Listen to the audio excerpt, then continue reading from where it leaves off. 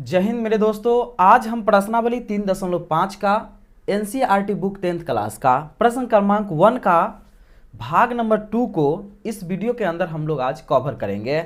तो आइए देखते हैं इस प्रश्न को कैसे बनाया जाएगा। और एक रिक्वेस्ट है कि यदि आपको वीडियो अच्छा लग जाता है तो एक लाइक करेंगे, और यदि वीडियो को हमारी पहली बार देख रहे हैं तो चैनल को सब्सक्राइब कर लेंगे, क्योंकि इस तरह का प्रश्न आपको 10th क्लास से जुड़ी सारे अपडेट आपको मिलता रहेगा हमारे चैनल के माध्यम से। तो आइए देखते हैं इस प्रश्न को अब कैसे हम लोग हल करेंगे। प्रश्न क्या कह रहा है कि निम्न रैखिक समीकरणों के युग्मों में से किसका एक अद्वितीय हल है, किसका कोई हल नहीं है, या किसके अपरिमित रूप से अनेक हल है। अद्वितीय हल की स्थिति में उसे व्रज गुणन विधि से ज्ञात कीजिए। ठीक है, यदि अगर इसमें कंडीशन दिया है, क्या कंडीशन दिया है, कोई हल नहीं है या अनेक हल है। ठीक है, यदि कोई हल नहीं होगा या अनेक हल होगा तो इसे हम व्रज गुणन की विधि से नहीं हल करेंगे।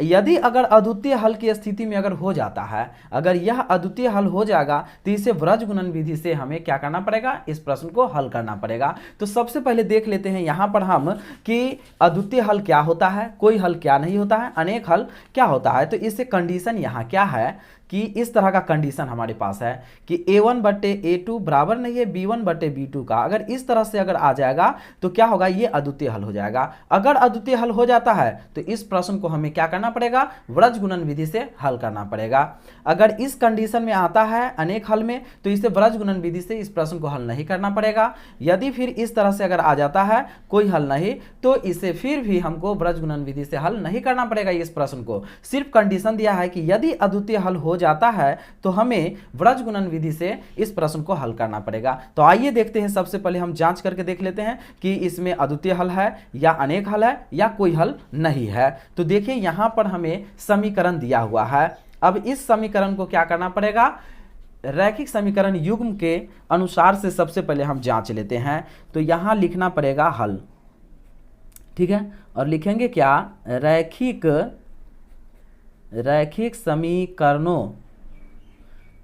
समीकरणों के युग्मों से। ठीक है, तो रैखिक समीकरण के युग्म से तो होगा, लेकिन इसका व्यापक, ठीक है, व्यापक रूप सबसे पहले क्या होता है इस समीकरण का। तो व्यापक रूप देख लेते हैं, क्या होगा, ax जोड़ by जोड़ c बराबर 0। फिर लिखेंगे ax जोड़ by जोड़ c बराबर 0। इस तरह से यहाँ 1 करेंगे, यहाँ भी 1 होगा, यहाँ भी 1 होगा, यहाँ 2 होगा, यहाँ 2 होगा और यहाँ भी 2 हो गया। तो इस तरह से इसे समीकरण 1 कहेंगे और समीकरण 2 कहेंगे। इस तरह से ये क्या हो गया, ये व्यापक रूप हो गया। और इसी के माध्यम से हम क्या करेंगे, अब a1 b1 c1 a2 b2 यहाँ से हम इसे ज्ञात कर लेते हैं। ठीक है, तो अब देखिए यहाँ पर क्या हो जाएगा, a1 हमें क्या हो जाएगा, तो a1 यहाँ देख लेंगे समीकरण 1 में x के पीछे जो होगा पहले वो क्या होगा, a1 हो जाएगा। इस तरह से b1 y वाले में देख लेंगे, और इसके पीछे नहीं कुछ दिया है तो इसका मतलब क्या होगा, यहाँ 1 होगा। तो यहाँ b1 क्या हो गया, 1 हो गया। और c1 अब हम देख लेंगे, c1 क्या होगा, देखिए इसे क्या करना रहता है ना, इस तरह से लिखना रहता है 2x प्लस y, और बराबर के ये दाएं साइड 5 है जो प्लस में है तो बराबर के बाएं साइड आएगा माइनस में हो जाएगा ये। इसी तरह से इसको भी अगर करेंगे 3x प्लस 2y और बराबर के बाएं साइड आएगा -8 बराबर 0। तो इस तरह से c1 क्या हो जाएगा, यहाँ पर -5 हो जाएगा। ठीक है, अब यहाँ पर हम देखेंगे a2 जो समीकरण 2 में भी देख लेते हैं। a2 हो गया यहाँ पर 3 और b2 क्या हो जाएगा, यहाँ 2 हो जाएगा। और इसी तरह से c1 का अगर बात करें तो -8 हो जाएगा। ठीक है, अब इसे हम जांचते हैं। इसे जांचेंगे तो सबसे पहले क्या निकालना पड़ेगा, a1/a2 बराबर, तो यहाँ देख लेते हैं a1 का मान क्या है 2 और a2 का मान 3 है, ये इतना आ गया। फिर b1/b2 को जांच के देखेंगे तो b1 क्या हो गया 1 और बट्टे में क्या हो गया 2। और फिर यहाँ देखेंगे c1/c2, सॉरी यहाँ c2, तो क्या हो गया -5/-8 कट गया। तो ये हो गया 5/8। तो सबसे पहले क्या देख रहे हैं कि यही a1 और b1 ही हमको नहीं मिल रहा है। इसका मतलब क्या है कि देखिए A1 बटे A2 बराबर नहीं है B1 बटे B2 का, जो पहला ही कंडीशन हमको यहाँ पर मिल गया कि एक दूसरे के ये बराबर नहीं है। इसका मतलब क्या है, ये अद्वितीय, यहाँ पर ये अद्वितीय हल है। ठीक है, अद्वितीय हल है।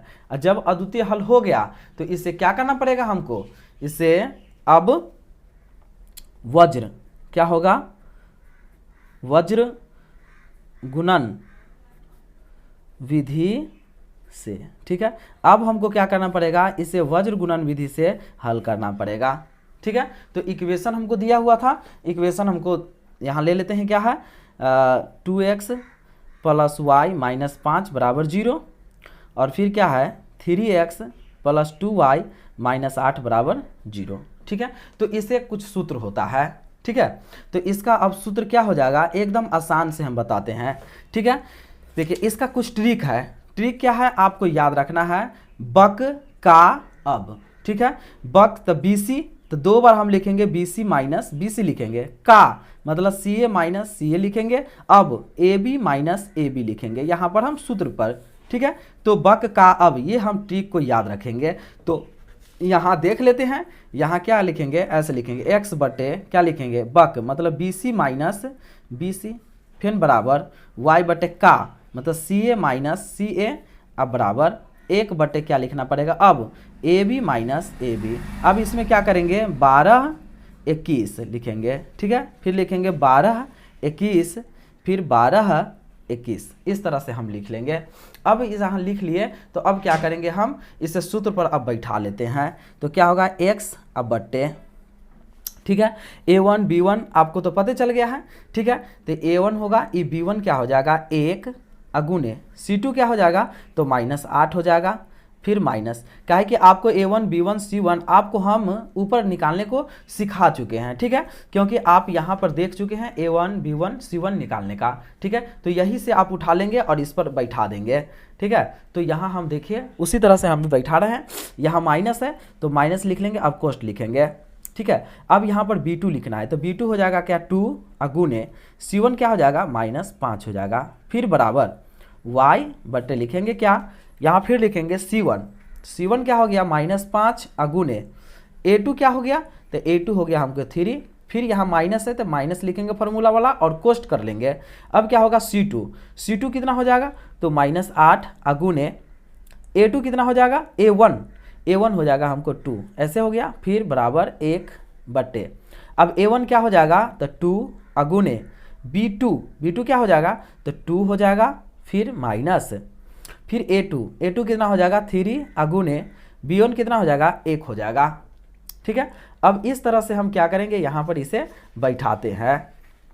तो अब क्या लिखेंगे, फिर x और बट्टे क्या लिखेंगे, यहाँ क्या होगा 1 में -8 से गुना करेंगे -8, और फिर यहाँ क्या देखिए कोष्ट के अंदर भी माइनस है, अब बाहर तो माइनस माइनस यहाँ पर प्लस हो जाएगा, क्या होगा 2 पंचे 10 हो जाएगा, फिर बराबर y और बट्टे क्या हो जाएगा, यहाँ पर -15 हम लिखेंगे, और यहाँ फिर कोष्ट के बाहर और अंदर देखेंगे माइनस माइनस प्लस, तो 8 दूना क्या हो जाएगा यहाँ पर 16, फिर बराबर 1 और बट्टे क्या होगा 2 दूना 4 और -3 में 1 से गुना करेंगे 3 हो गया।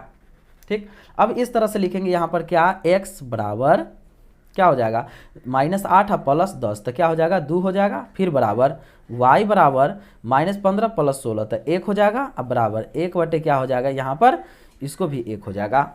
अब क्या करेंगे, एक बार हम इतना बराबर x बटे 2 बराबर ये लिख लेंगे और एक बार ये बराबर ये लिखेंगे। तो अब हम करेंगे क्या, यहाँ पर देखेंगे, यहाँ पर ज़्यादा समझने की ज़रूरत है, लिखेंगे x बटे 2 अब बराबर 1 बटे 1, इसको क्रॉस गुना करेंगे तो x बराबर क्या हो जाएगा 2 हो गया, और फिर एक बार इसको साथ में लिखेंगे तो क्या होगा y बटे 1 बराबर 1 बटे 1, तो क्या होगा y बराबर 1। तो इस तरह से देखें दोस्तों, तो x बराबर क्या निकल गया 2 और y बराबर क्या निकल गया, तो 1 निकल गया। तो दोस्तों आप लोग को यदि वीडियो अगर समझ में आ गया होगा तो प्लीज़ चैनल को क्या करेंगे सब्सक्राइब कर लेंगे और एक बार इसे स्क्रीनशॉट मार लेंगे, जो कि आपको समझने में और बनाने में भी एकदम क्या होगा तो आसानी होगा। वैसे तो ये प्रश्न एकदम हलवा है, जो कि आपको बेहतरीन से बेहतरीन तरीका में एकदम समझ में आ ही गया होगा। धन्यवाद।